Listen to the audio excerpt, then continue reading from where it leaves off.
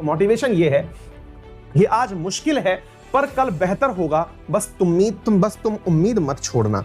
मेरे प्यारे साथियों, यही वो उम्मीद है जिसके चलते हम हर दिन एक नई चुनौती को लेने के लिए तैयार हो जाते हैं।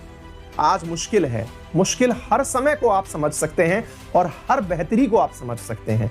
असल में ये लेने वाले के ऊपर निर्भर करता है कि वो परेशानियों को अपॉर्चुनिटी समझता है या फिर उन्हें मुसीबत समझता है। और जो व्यक्ति परेशानियों में अपॉर्चुनिटी ढूंढ ले वही इस दुनिया पर राज करता है। जहां जहां पर संकट आए और वहां पर किसी व्यक्ति ने उस संकट को अगर एक उपलब्धि में बदल दिया, एक सुअवसर में बदल दिया, तो वो व्यक्ति उस जगह का बादशाह बन गया। देखिए, एक सिंपल सी बात है, अक्सर मैं ये विद्यार्थियों को लाइन बोलता हूं, लेकिन ये हर व्यक्ति पर लागू होती है, इसे आप मानिएगा। और कैसे आप अपने ऊपर अप्लाई करेंगे ये आपके ऊपर निर्भर करता है। लेकिन सच्चाई ये है, बहुत सारे सक्सेसफुल लोग इस दुनिया में ऐसे हुए हैं। आप कॉमन सेंस रूप ऐसे लगा के देखिएगा, जब हम पैदा हुए तो उस समय ऑलरेडी बहुत बड़े बड़े सुपरस्टार्स हुआ करते थे। वो शाहरुख, सलमान, उनका समय हुआ करता था। उस समय ऐसा लगता था कि ये इररिप्लेसेबल हैं, इनको कोई भी रिप्लेस नहीं कर पाएगा क्योंकि ये इतने बड़े सुपरस्टार्स हैं।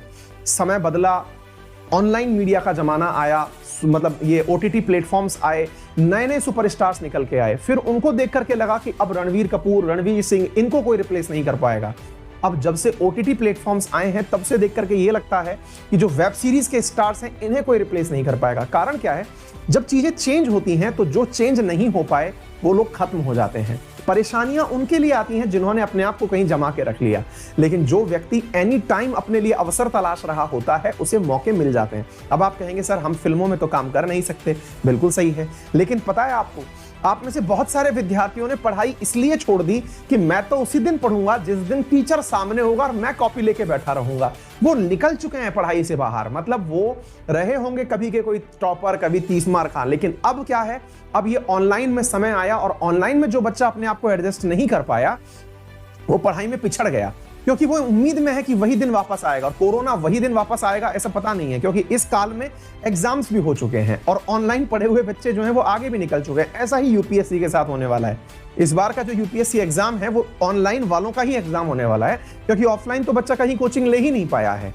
तो यानी कि एकदम चीजें बदल रही हैं और आप बदलती हुई चीजों में अगर अवसर तलाशते, विशेष रूप से यूपीएससी एस्पिरेंट ध्यान दें कि जब आप लोग ये मान करके तैयारी शुरू कर रहे थे कि एक दिन मैं दिल्ली जाऊंगा, हैदराबाद जाऊंगा, तैयारी करूंगा, आप लोगों ने जिन जिन ने ऑनलाइन पढ़ाई शुरू कर दी, आज वो इस स्थिति में है कि आपका कंपटीशन भी ऑनलाइन ही है, क्योंकि ऑफलाइन के पास अपॉर्चुनिटी बची नहीं थी।